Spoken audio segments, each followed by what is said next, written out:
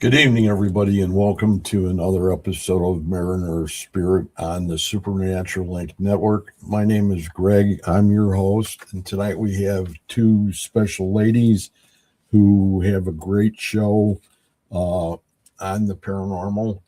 And before I bring them in, I'm going to go ahead and mention a few things. Number one are the people that I support.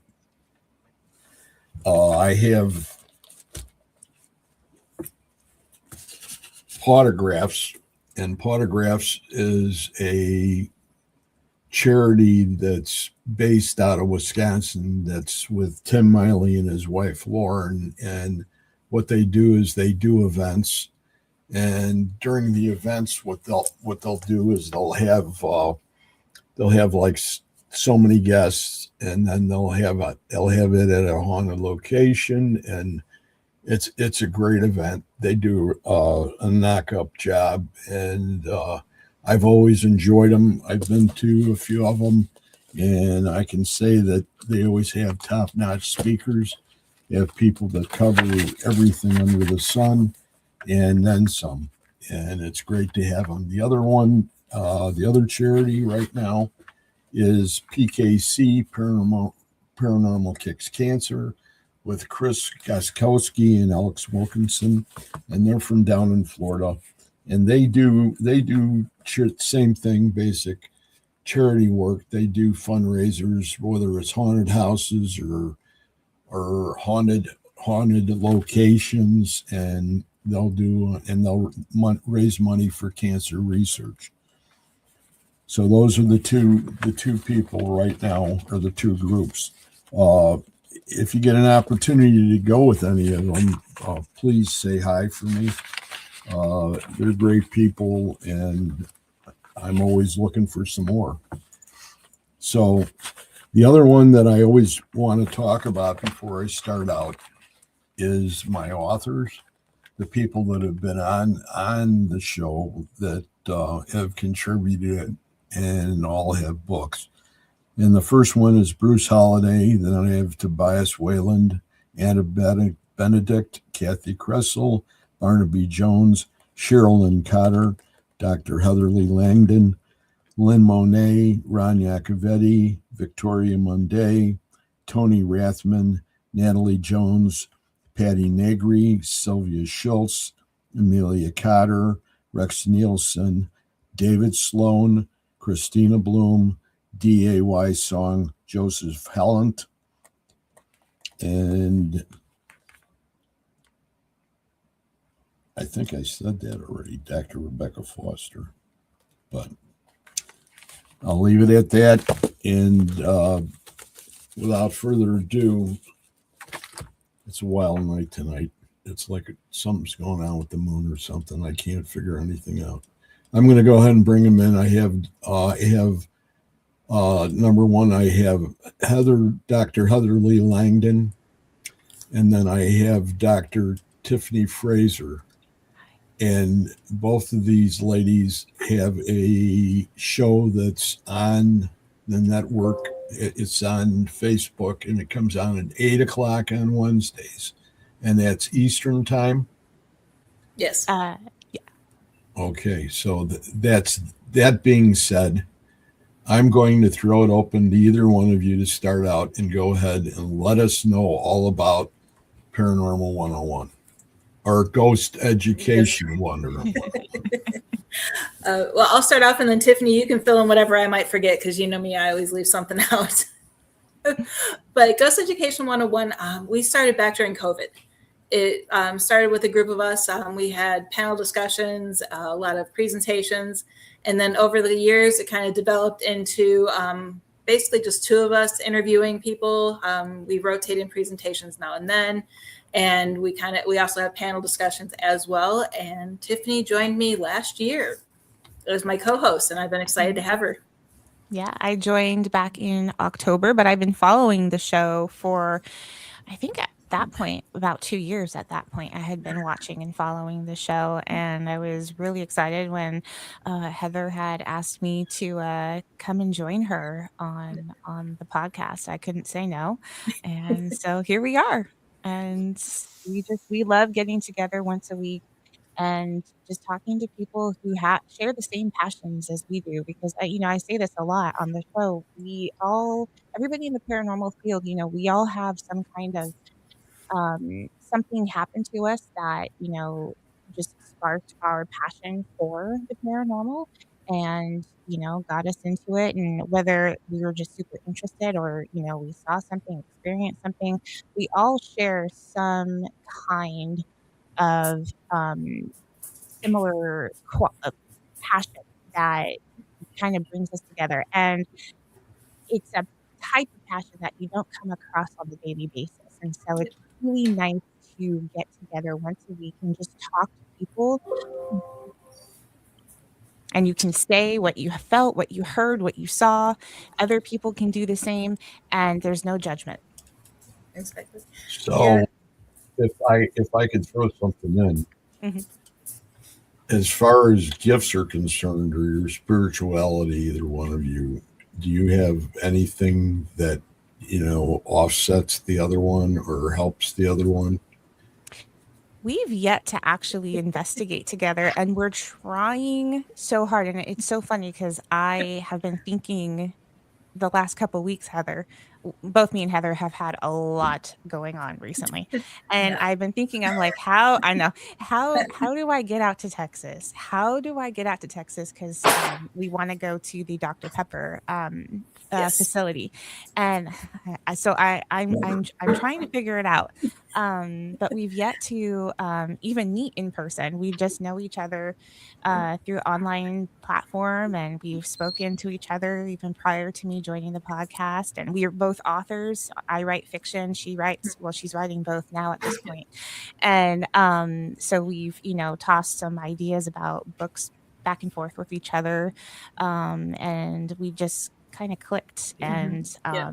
but it's I don't I'm of the belief that everybody has psychic abilities, but I'm not a medium or anything like that. Like, I definitely feel things when I go on investigations, but I really do try and be as unbiased as I possibly can because I am much more scientific. I want to document it. So if I'm feeling something and is captured on camera or on one of our devices, I really want that because I want to be able to go to the public and say, look, this is what we captured. And it wasn't just like a feeling or a knowing, it's actually happening. And I know Heather has a little, she's been doing it a lot longer than I have. And so you can go ahead and tell them what No, you've got going on. I mean, holy crap. I've been working, it's one of those, I wish I hadn't moved from Florida because I would be a lot closer to you Yeah. than I am now. But I think everything happens for a reason, and especially, I even had you on a couple of my other shows, You not did. as a guest host, where you Mhm. actually quizzed us and asked us questions as the host of the show. So I felt the clickness there. We immediately a connection, comfortable with each other, and I'm not like that with a lot of people. I'm very Yeah, I'm not either. selective of Yeah. who I invite to my little circle. And I just felt that comfort. And I know just because of our scientific backgrounds and what we want to do in the field, I have a feeling that once we're together at a location, things are really going to happen, not only with the spirits, because they're going to realize what we're there for, and they're going to see our connection as well. So I think that would just kind of enhance. And after the Dr. Pepper Museum, we got to go across the street to Magnolia Oh, of and course. Joanna Yes. Gaines and everything. Yeah, we got to go do Yes. that. So, out of the two, are you guys going to go ahead and share the responsibilities on the investigation, or have you mapped it out yet as far as how you're going to approach it?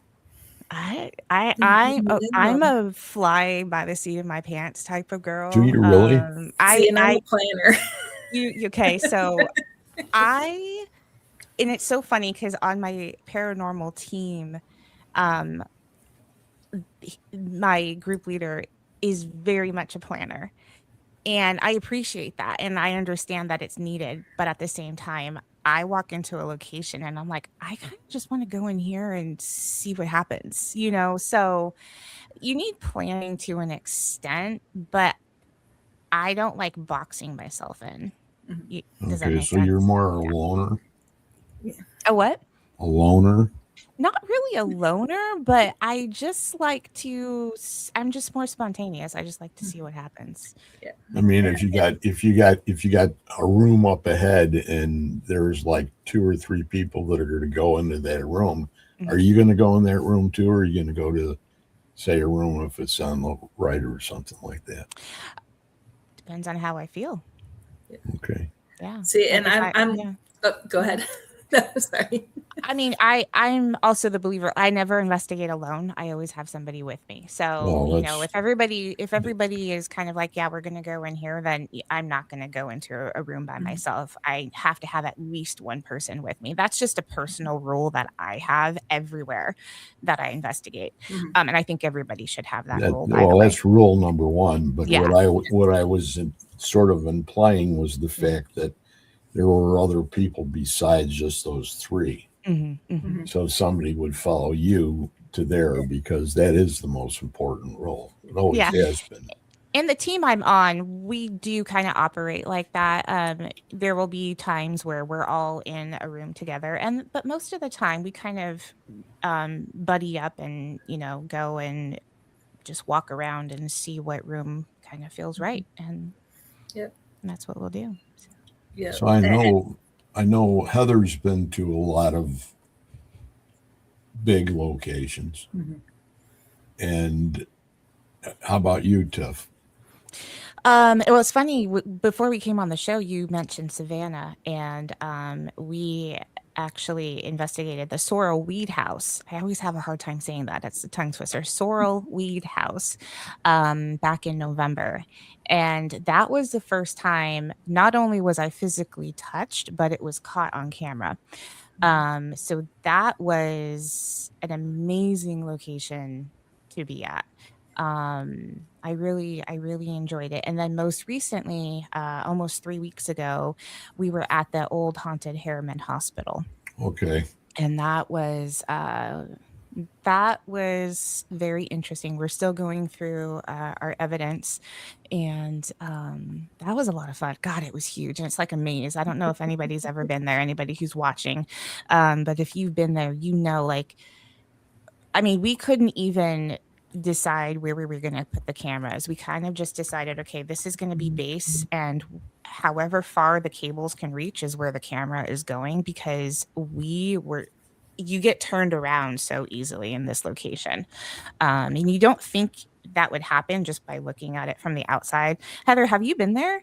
No. You haven't? But like, No, I haven't. Yeah. Once you're inside, it's like you go down a corridor and then you go down a flight of stairs, but to get to like level 3, you have to go down and then up again. And it's kind of because they kept adding on to the hospital over the years. So it's kind of like they were like, oh, well, you know, it's not going to work this way, so we'll just make it work this way. But you got to take like 3 different stairwells to get to like one wing of the hospital. It was insane. We saw some stuff just during the tour that was amazing. Heather, I haven't had a chance to talk to you about it yet. We saw some stuff If you want to keep it quiet, you're more than welcome to. My point would be that an old friend of mine that used to live right up in town here bought Old South Pittsburgh. Okay. And that's Ronnie D. And then Ronnie bought Harriman. So yeah, Ronnie and I go back, wow, a long time. Yeah. Because I was in Old South Pittsburgh before anything was even done. It was like a rat trap. Yeah. Yeah. To say the least. And it had a real ominous, a real dark energy in there. Really? And there were things in there that, you know, and I did had a capture in there of the nurse. Did you? And it's a fantastic picture, and it's her cat's in the picture with her. Oh, wow. And 5 years before, well, Heather, you remember this, didn't I tell you about that one? I think you did, And, yeah. And then 5 years before that, one of the guys from the first group that we were in, he had a picture and he heard that I caught one, and he sent me her in her room on the third floor, and there was an apparition, and it was opaque. So it was an outline, came down, and at her feet again was the cat. Oh, wow. And that was 5 years difference.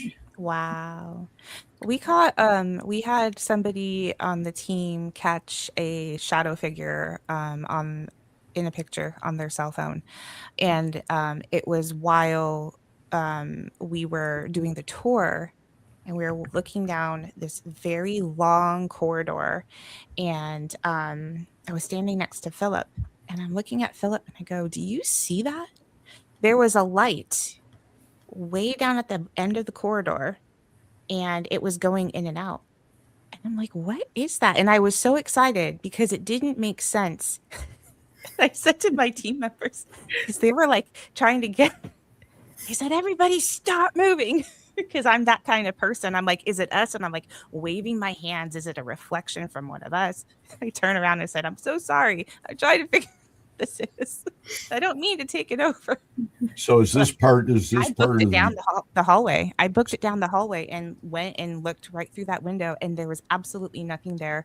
And about probably 2 minutes later, as we were trying to like gather ourselves and like what could that have been? Somebody in our group, she snapped a photo, and about maybe 15-20 minutes after she snapped the photo is when she was flipping back through it, and she's like, "There is a solid shadow form in the window." And what is crazy is that this window, the bottom of the window came to the bottom of my chin, and the outline of this shadow figure, you can see the head and the shoulders. So whatever this was massive. It was amazing. So are you like 5'11" or something like I'm that? only 5'5" and maybe a half. I'm not very tall. So yeah. The scientific approach, how is that different than just a straight everyday investigation? I mean, can't explain it. There was nothing beyond the door. There was nobody there. There was no way for anybody to get in there. It was locked. It was they had to have it locked for fire code, or I don't know, something like that. And it just, there are some things that you just, it's paranormal. Mm-hmm. Was it a ghost? Was it an apparition? I don't know, but something is in the photograph. I know that, right? Something happened. We saw something with our eyes, and it wasn't just me. It was multiple people. So, I've always been the type of person, you can try and explain something away all you want, but at the end of the day, if people are experiencing something, they're experiencing something, and you don't have to explain it. You don't have to understand it, but we shouldn't just be denying it, because denying it is not going to make it go away. Something that's really interesting about, and this would be on the lines of what Heather had told me quite a while ago, is that we're all the same. There's nobody in the paranormal community that's any better than anybody else. 100%.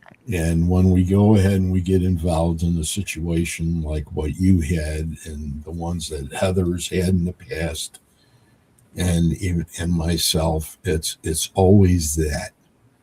Mm-hmm. And it's amazing to know that for what we've been given individually as far as gifts are concerned, that they don't really all apply. In other words, you can't wear them like on a belt. Yeah. You have them stored, and with me it's really hard to store it because I'm just like a bag of cats at times. So, I remember some, and then, others I don't. But it's one of the reasons why I went to ITC as much as I did was EVPs. Mhm. Now, both of you work with EVPs, correct? Mhm. Yes. See, now, do you have structure to how you approach this in a group? I know in our group, I mean, it's just 3 of us on our team, and it's my husband and my son. We make sure that we, of course, the standard rules: no whispering. If you talk or your stomach growls or something like that, you tag the audio. And we try not to ask your standard questions. That is our one goal: is don't ask why'd you die or how'd you die? Why are you here? Do you know what year it is? Think outside the box. My son has even asked the question: is a tomato a fruit or a vegetable? And he's gotten an answer. Is the earth round or flat?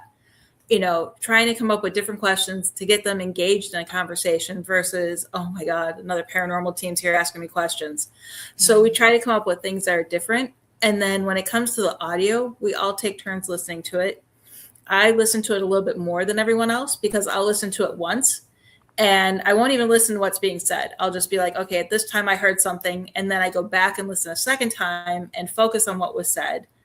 And then, of course, I go through a third time and actually listen with my eyes closed. Mhm. And I block out any exterior stuff. So I listen 3, 4, 5 times. Oh, wow. And then my husband listens to it once and he catches something I didn't even hear the first 10 times I listened to it.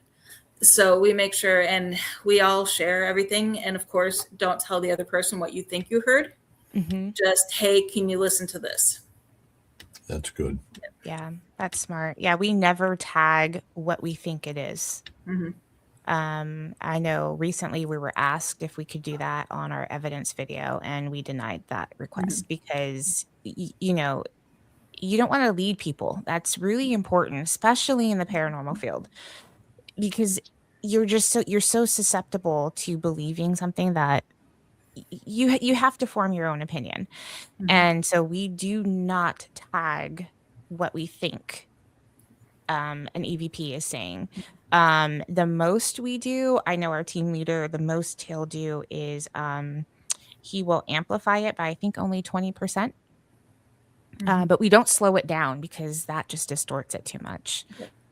But we will amplify it and we'll tag the timestamp where it happens, but we will not put what we think it's saying. Mhm. Yeah. And a lot of times the clients will come back and they hear exactly what we heard.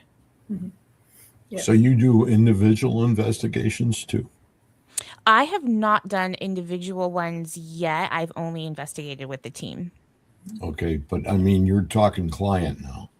Oh, private home investigations. Yes. Yeah. So, but yes, we do those. How many have you done? We might get 1 or 2 a year. It just depends. We get a lot of inquiries though, but you have to weed those out. Heather, have you been doing them too? I have in the past, but due to legal issues and everything that's going on in the world nowadays, we've stopped doing private investigations. If a business comes to us and says, hey, we think our business is haunted, we might go in. Like there was one place in Vegas, and this was with a different team that I was on before I started my own. A big museum in Vegas came to us and they're like, hey, our employees are getting scared. Can you come in? And they basically had us give their own employees a tour of their location and showed them how to investigate and how not to be scared. But other than that, we won't do private investigations. You weren't in the wax museum, were you? I can and can't say. Okay. I just thought I'd throw that out there and see if you'd bite. It's like putting a worm on the hook. And Yeah. There's so many cool locations because we've been to a few that we can't talk about either. And it's like, oh, how do I talk about this? How do I tell the story without there We didn't where it sign was. anything saying we wouldn't talk about it, but we also said that we wouldn't really. But I have talked about some of the experiences that I've had there outside of that event that we did. Yeah. we, when I was down there and saw David the last time, I ran in on that night of the investigation with Robert. I ran into this couple, and they're from Savannah. Mhm. And they happen to own the Savannah Paranormal Museum, which has some crazy things in it. I haven't been there, but one night I actually went ahead and got to go ahead and do the show with them in the museum. And we actually captured EVPs in the background from just when we were talking. Mhm. So, if you get an opportunity, that place is just nuts. I'll have to stop by the next time I'm there. I love Savannah. I You love know, going over there. I mean, they're great people. Yeah. I just had to have him on, and it was like, wow. And his wife is from Chicago, so I mean, it's just like not that far away. And they're very, very professional people. And she's a photographer professionally, does all sorts of different layouts and stuff. And it was like, wow, to have her on the team, that's got to be something really great, because I always enjoyed fan casting. So when I would shoot pictures, I would start and I would shoot. If I was in a room, I would shoot the whole entire room. Mhm. And then the biggest part is remembering where that picture happened to be if you captured something on the film, because Yeah. what happened in Old South Pit was the picture that I captured was not in the sequence that it belonged in. In other words, I shot about 100 pictures. And when we went to the boiler room, it was on day 2, not day 3, on day 2, and it was in the morning. So it would be a little less than halfway. And it was like, I went through them all, and there she was she was at the last picture. Mhm. And it was like, how does that happen? And it's happened to me now 3 times. Wow. Yeah. They like to mess with equipment. Yep. My Red phone Bull. never works when I go on investigations. Every time I try to take pictures with my phone, I don't know what it is. They're like, no, we're going to screw with your phone every single time. Does Yep. it turn it off or what? The camera will not work. I will hold the shutter button. It will not take a picture, or I'll think I took the picture and it comes out blank. It's the weirdest thing. I don't even try anymore with my phone. Like, I Was really don't. I just it, take my old point and shoot with me, because the phone will not work. See, and It's I've like had the they know. opposite. In Did you? when I was in Waverly, I was walking down the hallway, and all of a sudden my phone started clicking, because I have my phone set up, because I used to be a photographer, set Yeah. up to the old camera sounds. So when the Mhm. camera goes off, it actually makes a camera sound. Right. And I have a cover on the back of my phone that hides the camera. Mm. And I was just walking around, and it starts shooting photos of the camera closed. And then when I was being interviewed, it was sitting on a table, and the front camera turned on and started taking photos of the ceiling. Oh my God. That's amazing. I mean, we're like, what's that clicking noise? And it's, we pull up my phone, and there's 2 or 3 photos of the ceiling. Wow. have you been to Waverly too? I have not. How about you, Heather? Yeah. I did. I went 2 years ago, October, filming with Brandon and Mustafa. So, Which one did you like better? Trans or there? Waverly, it felt like home. Even though it's so wide open? For me, whenever I feel a connection with a paranormal location, like Gettysburg, I call Gettysburg my second home. When I feel that connection with the location, it feels like home to me. It feels like I'm being welcomed in. And so it was very comforting. I mean, because I had a lot of alone time, so I wandered alone a lot throughout Waverly, and I didn't feel scared. I didn't feel threatened like some people say they do. I felt protected while strolling through that area. You go down the chute. I did. I went down with David, and David and I were sitting there for a while, and we saw actually, it looked like someone was carrying a lantern at the end of the chute. Wow. That's what we saw at the at Harriman. That's what it looked like in the window. It was just like this light going in and out. It was like a pinpoint. Mm-hmm. Yeah. Yep. Well, that's really something. Yep. You know, that's the kind of thing. But, you know, Gettysburg, I it's need the to go same there. thing for me because I started there when I was 10. Mm-hmm. Oh wow. So, I mean, you know, what happened to us that day, I will never forget. Yeah. And I know everybody except my sister's gone, Mm-hmm. but we didn't get by Reynolds Woods. Okay. That's basically the first stop. Mm-hmm. Mm. My father was the kind of guy that if he went into a big park like that, he just parked, Mm-hmm. and that would be it. You know, if you had tons of everything over there, he's not going to move his car. Mm-hmm. But we had everything happen, every sound possible, Wow. and it would come in with the wind and go out. Mm-hmm. And it was horses screaming and guys screaming, and it had the cannon shots, and Wow. it had muskets, and it had the pistols, and you could hear the horses like crazy, and it would come in and go out Mm-hmm. with the wind, Yep. and then start up again. And he wasn't. They didn't have back in that particular day. They never had, you know, reenactments. Mm. Mm-hmm. And my father approached. It was like a game warden type guy. He wasn't even. They didn't even really have real rangers back then.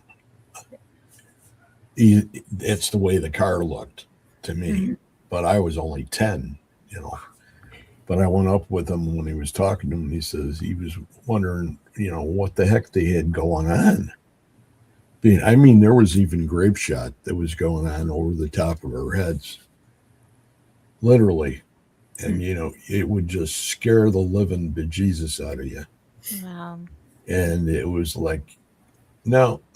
He says, there's no reenactments or anything like that. And I said, thank you very much. And turned around, and he grabbed me by my shoulder, and he says, when we get home, you're not going to say Mm. anything to anybody about this. Yeah. Mm-hmm.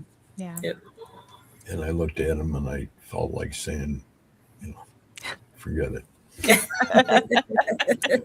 You know how it gets, you know. Yeah, And that I was think that most kind of of them relation. had But that experience. that's you know, Like, can't Major talk to General anybody. Reynolds died right there. Yeah.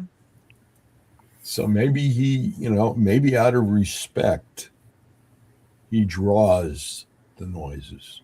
Maybe. Mm-hmm. Yeah. But you know, when you look at the actual amount of not only men but animals that died Mhm. too, you know, because there were 10,000 horses that died there. Yeah.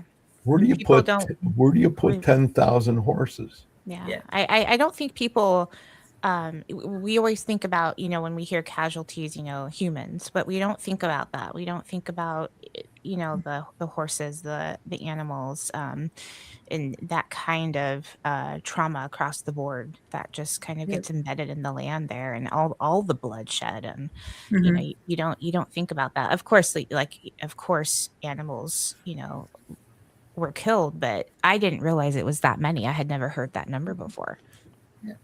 10,000. Wow. And it's amazing how the animals can imprint on the ground too, because on the recent book that I did about Florida Civil War ghosts, it was called the Cow Cavalry, and it was an actual dedicated cavalry that was set to protect the cows in Florida because they were the main food for the Confederacy. Oh. And where they housed them, you hear, you know, cowboys shouting, horses neighing, and cows mooing. Wow. And then every once in a while, there's a random bark of a dog, because there was reports of having one or two dogs there to help them keep the cows, you know, herding the cows. And I was like so floored because you hear about it, but when you're interviewing people and talking to people, you never hear people who say, I've heard this. And it's Right. really interesting to hear that. Yeah. Yeah, I've been to Gettysburg now 3 times, and I would not hesitate to go again. I think we all three of us If it just wasn't need to so get up cold, there. I'd move there. I really have an attachment with the vets, you know, with all the guys that died there. So that time that we were there, it was getting very dark.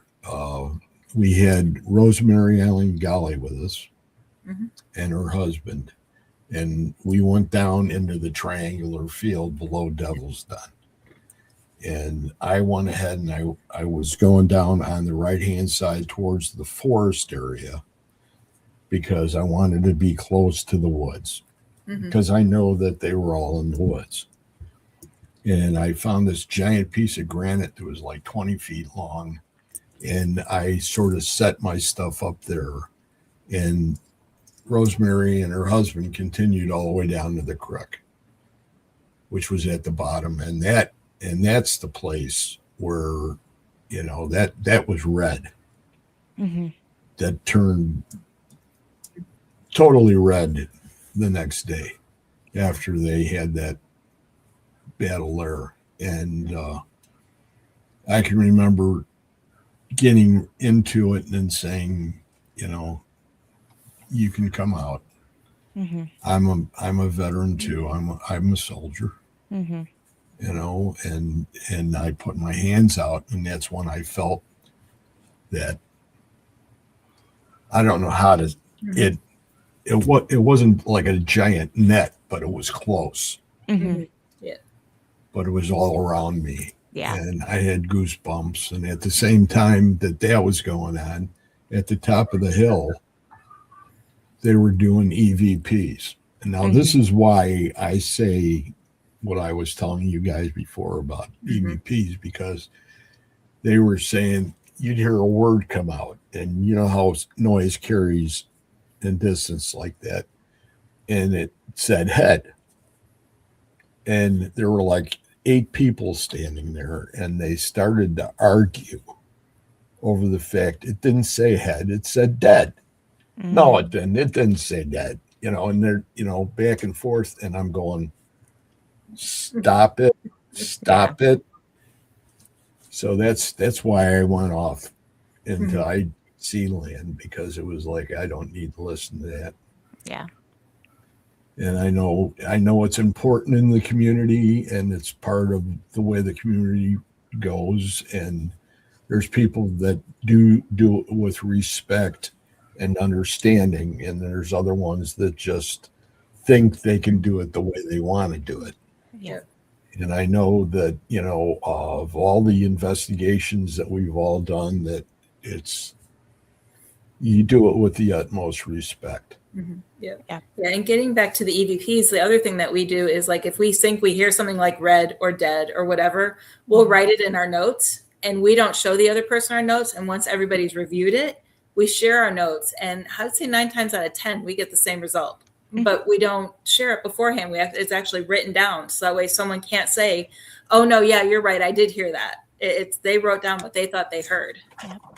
Well, when you said that, you know, it's like, you know, you don't travel the kind of distance that we traveled to get to a place like that. Yeah. To have a screw up happen like that. You know what I mean? Yeah. And that's the way to put it. Because people don't take the time to consider other people. Yeah. No. You know, that you're sort of kicking yourself in the butt on it. You know? Yeah. That's why I'm selective on my team. I've been a part of a couple different teams in the past, and I finally was like, you know what, my son's gone on investigations with me. My husband's the level-headed skeptic that we need. And it's like, okay, we are the perfect trio. And that's why we did what we did. We still work with other teams, but it's only people that we've vetted and trust. So how does a year look now for the rest of this year? Are you guys going to be involved in any really good investigations? If we could get together. Yeah. I was telling Heather, I said, we're trying to get out to the West to visit family. And it's just with plane ticket prices right now and everything. It's just, And we I could literally drive down to Florida and take a cruise Mhm. for how much it's going to take to You just cover.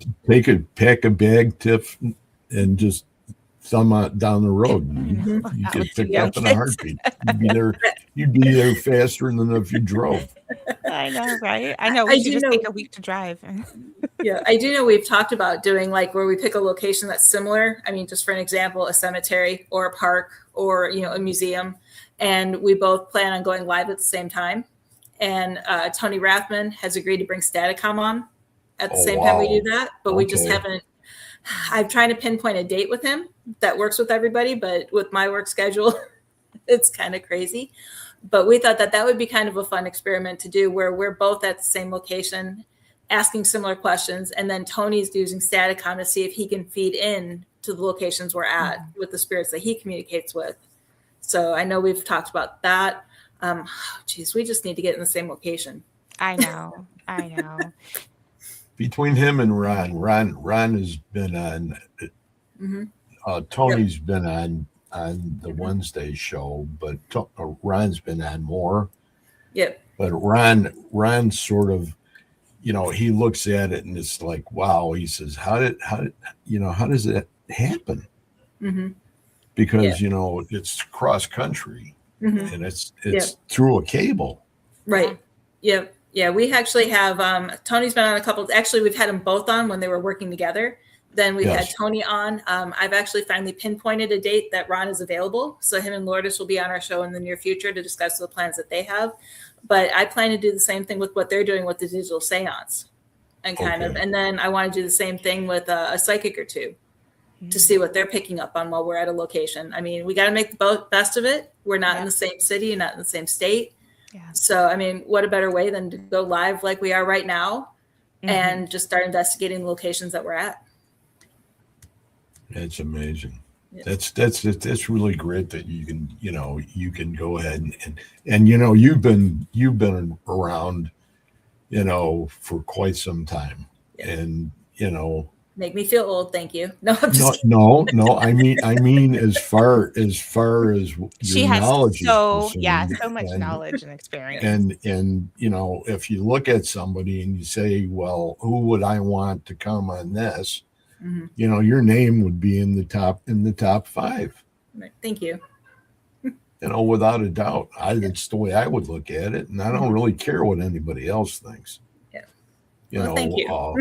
The community needs more of that. For sure. You know who Jenny Sullivan is? Yep.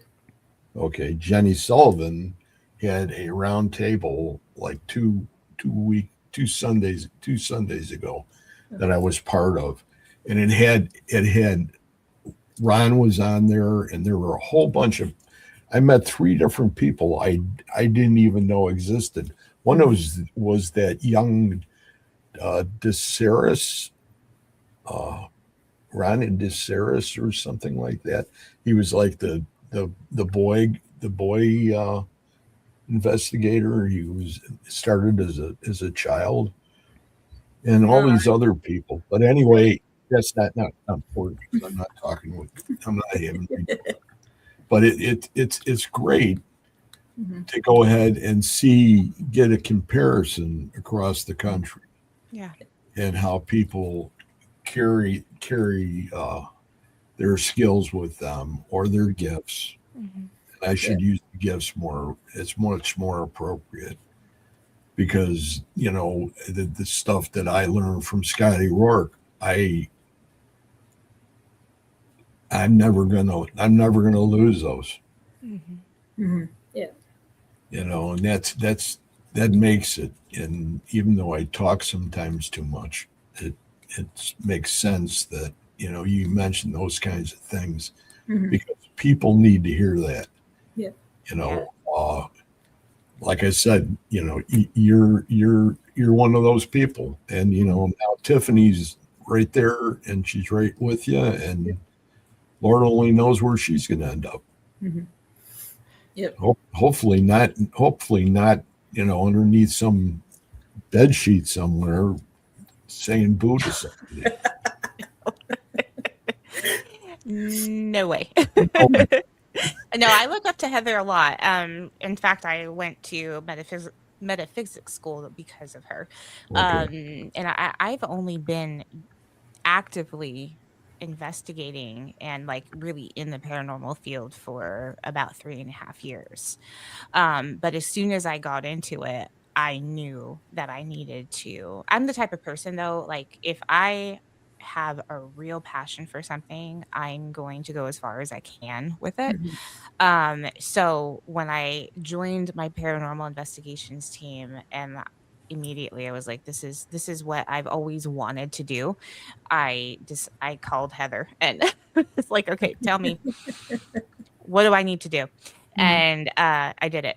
And so yeah, I've only been really in the field for 3.5 years, but I think I always knew I'd end up here though. You see, I have a amazing wife Hmm. that I've been married to for a long, long, long time, Hmm. who happens to consider that area back there. That's where my basement people are. Oh, Okay.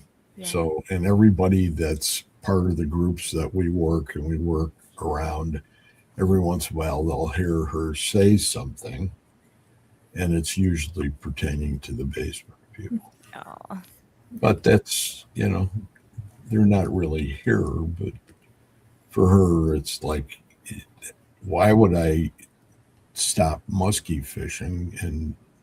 And I haven't really stopped it because that's part of what drew me into it. mm, It's Mhm. all those other people that I met from different areas that validated things that other yeah. people hadn't. Right. Yeah. It was sort of like bookwork. Mhm. If you had to go to the library and pick up 15 or 20 books on different states and Mhm. things that happened, and then all of a sudden you had people that were in the next boat to you, Yeah. chewing at you back and forth from West Virginia and Kentucky and oh crap, Yeah. those are the grays. I remember the librarian looking at me like I was crazy when I would take out my stack of books. Oh my gosh. I wasn't allowed to check anything like that out. So I had to wait till the internet hit the scene. And then I had to like, I'm writing a paper and like get on AOL and look up as much as I possibly could. So how old are your children? My kids are almost 10 and my daughter is 14. What's your 14-year-old daughter have to say about you being in the paranormal? She thinks it's the coolest thing in the world. She wants to go on an investigation with me. Um, she's not ready. I tell her. Actually, last week I told her. I said, "You can't even be outside when a wasp flies by. You're not coming on an investigation with me. I love you, but not yet." Um, and but she thinks it's really cool, and we have some we the two of us we have some pretty interesting conversations. Mhm. It's fun. Yeah, it's fun. And then my husband, actually watching the paranormal shows back in the day is while we were dating is that's what we did when we were dating. And so he's always known that I've had this spark of I just there's something in me that just I have to be connected to the paranormal somehow. And so when I went on this when I met my current paranormal investigations team, and I met them because they had done a public investigation, and I told them about it, and I was like, "Listen, this is what I've always wanted to do." I had never been on any kind of ghost tour. I had never done anything along those lines. I said, "I have to do this. I don't care if you get sick. I don't care if the kids get sick. I'm signing up for this." And I'm doing it. It was under $100. I'm doing it. And just fell into it that way. And when I was asked to join the team, he came home and I told him, and he's like, "So you're gonna do it, right?" And I go, "Yeah," because he just knew. He knew I had to. Mhm. So, and that's now I'm here. So, what would be the three places that they would be the ones that, it would be the pinnacle? For me, Yeah, I investigation wise. I would really like to investigate my childhood apartment where I had my first experience. Um, I want to know who it was, what it was exactly. I grew up in this huge apartment complex in San Francisco, and I lived there. My entire childhood was there, and so over the years, people pass away. You see an ambulance, and you hear through the grapevine, so and so passed away in their apartment, and everything. I would like to investigate that building. I really would. I haven't been back since the last time I set foot in the building was when my mom moved out of the building. So that would have been like 2000, and I was married in 2009, so maybe 2008 was the last time I'd ever set foot in that building. I would love to investigate it. If it ever goes abandoned someday for whatever reason, I that would be the place. My number one, honestly, cuz that was where it all started for me. That's where I heard my first disembodied voice. It's where I saw things move. It's where I saw the shadow person. So yeah, Wow. that would be it for me. Heather. Yeah. Oh, wow. Well, of course, Sydney Opera House is number one on my list. I just, something's drawn me to that location. Always been interested in Australia on top of it. So that's like number one on my list. And then, geez, I know Alcatraz Oh is God. another Yes, place let's I'd go. love That's to. where I'm from. I Let's know, go. exactly. And I've been there before, but I want to go back because I haven't been back to Illinois since my uncle died in 2004. But the Volo Museum in Volo, Illinois. I'm like 10 minutes from there. I used to live in McHenry. Okay. I actually grew up in McHenry and Woodstock area, and we would go there all the time just to shop because they had a little store next door while I was growing up. And that's actually where I got, back in the 90s, they gave these little wood cedar like hope chests that were really tiny for graduation. And I picked mine up from the Volo Museum. And just, I loved it. There's just a connection. I never got to investigate it, but I visited it a lot. Do you know about the little cemetery behind it? No. I knew there was one in the area. I didn't realize it was right behind it. It only has 4 or 6 Union soldiers Okay. that I were might all definitely brought have to get out back there again. because there was really nothing but farmland. It was Mhm. all farms, and they would have to go down and bring the body back Mm-hmm. when somebody was killed. Mm. And there were 4, and there's a spirit of one of them that's up on the 3rd floor of the barn. Mm-hmm. Okay. Yeah, I definitely, I've always wanted to investigate there. I just never have. Any other places Oh, wow. I think the list of internationally? Alcatraz for sure. I always tell people, it's so funny because the first time I was born and raised in San Francisco. So the first time I went to Alcatraz, oh God, I was maybe 5 or 6. They used to, you can't go down there anymore. And it was sometime in the 90s where they shut it down, but they used to open it up. It was like a whole separate tour where they would take you down into the tunnels. Mm-hmm. And I remember being on the tour and seeing this group of people go in a different direction and like looking and like overhearing all the conversation. I'm like, man, like someday I want to do that. And you can't. So, You can't anymore. So that would be definitely something that I would love to do. Yeah. But yeah, I would love to gosh, hop on a bike and go pub to pub in Ireland. would be so much fun. Let's Yeah, do but it. you'd probably crash. Yeah, I'm a Too I'm a close. lightweight. Are you a lightweight? Because I'm a lightweight. So yeah, Yes and no. It depends on what I'm yes, drinking. yeah, yeah. If It you could went to get Ireland, interesting. you could go with Jenny Sullivan. That would be a wild ride. Mhm. Oh yeah, we get some great information and great evidence with the You'd three. be able to do all those castles. Hmm. Yeah. That would be She has some interesting. remarkable stuff that she's caught. Yeah. That would be. I'm trying to think of where they beheaded. Oh my God, why can't I remember?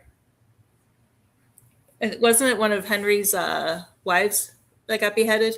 Hmm. Yeah, I like to go kind of to that area because I just Oh, you can not only get the sadness of what was about to happen, but also like the people watching. Her name is escaping me too. Yeah, I'm like I know he divorced a couple, killed a couple, beheaded one or two. Um, I and can't when remember.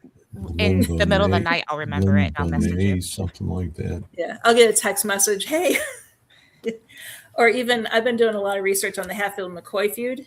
Would love to get to some of those locations Mm. that I've done research on. You'd have to be careful. Hmm. Yeah. Same thing with Hellier Hmm. in Kentucky. Yep. Yeah. You can't, there's roads over there you just don't go down. Hmm. Mm. Yep. Yep. That's And what I'm discovering with my research. It's a lot of people are like, this is what happens here, but yeah, don't go. Oh, yeah, yeah. that was from the Newkirks, and one of the guys that was fishing with us all the time, because we got in these discussions before, and the one guy talked about the Grays, Hmm. and he lived outside of Moorhead, Hmm. and he had a shack, and they'd go into the caves behind the house and bring the coal back so they could heat their house. Hmm. And it would be, you'd have to be careful when you went into the cave, because sometimes you ran into a gray. Hmm. Mm. Yeah. And we're out there laughing in the boats, everybody thought it was really funny and everything. And then I thought, I don't know about how funny that would be. If you're a little kid and Yeah. you got a little gray there, Yeah. Yep. whoa, time to run. Yeah. Yeah. But it's really great, to have that kind of opinion on the different things of how we handle things, Hmm. and carry on in the paranormal community, and the, you've got all that sort of supports you. Hmm. Hmm. So you got the Newkirks, and that were around forever to me.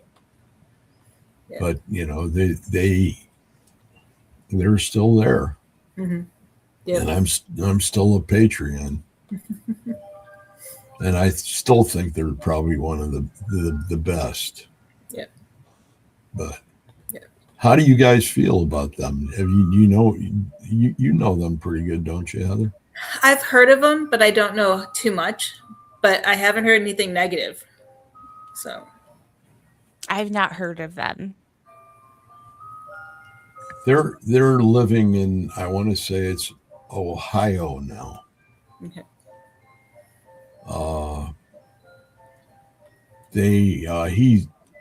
She's Canadian. Mhm. One of them's Canadian, Yeah, I think it's her. and they've Yeah. been on quite a few different shows. She's a witch, Okay. and he's just a crazy paranormal guy Hmm. that has done a lot of experimentation and a lot of things dealing with everything from your brain health. Not, what am I trying to say? The brain helmet. Oh, Oh, there's a yes. word for it. Measures the brain waves and everything. Yeah. It it puts you in the God helmet, Yes. Yeah. and it puts you in a euphoric state. Mm-hmm. And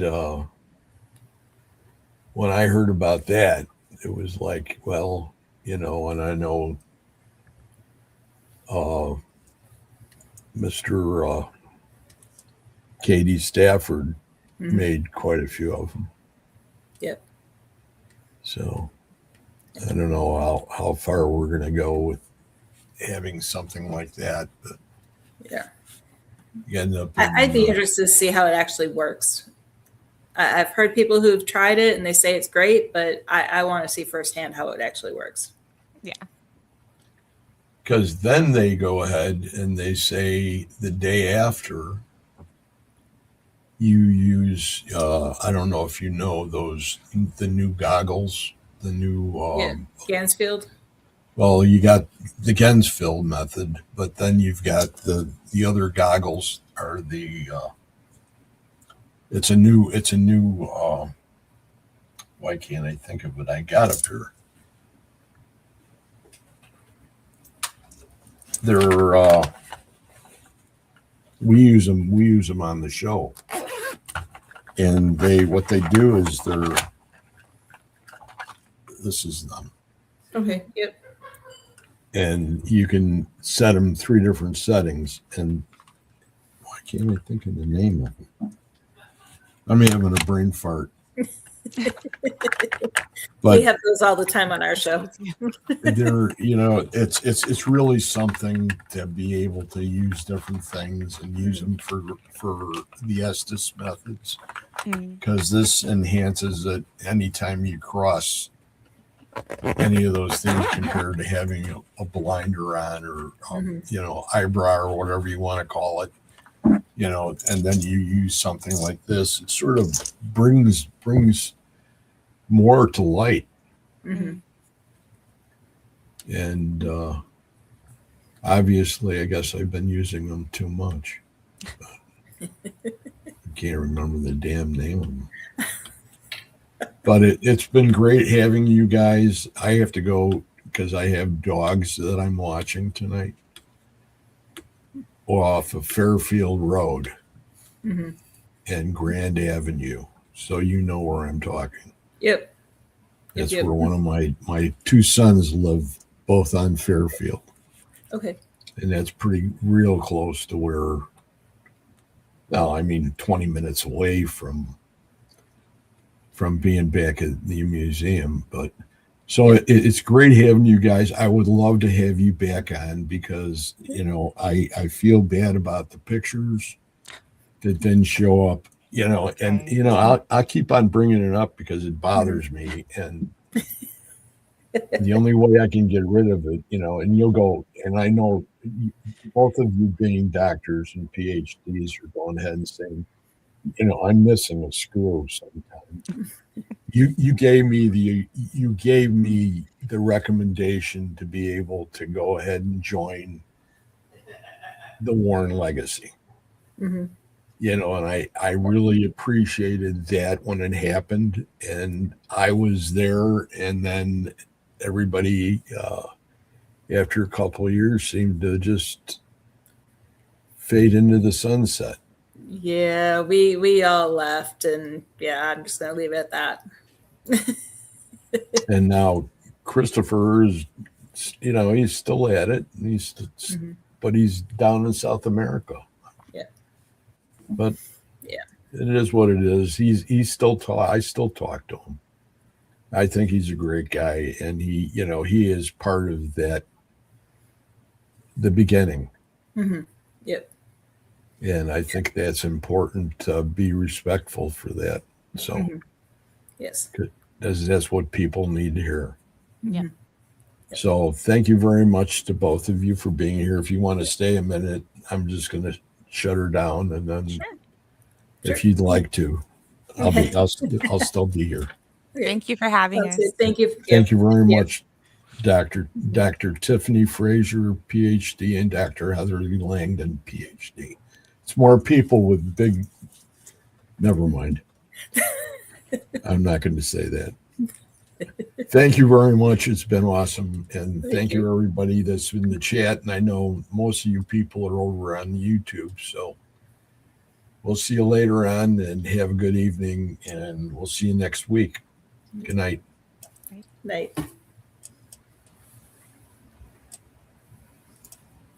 Come on. There you go.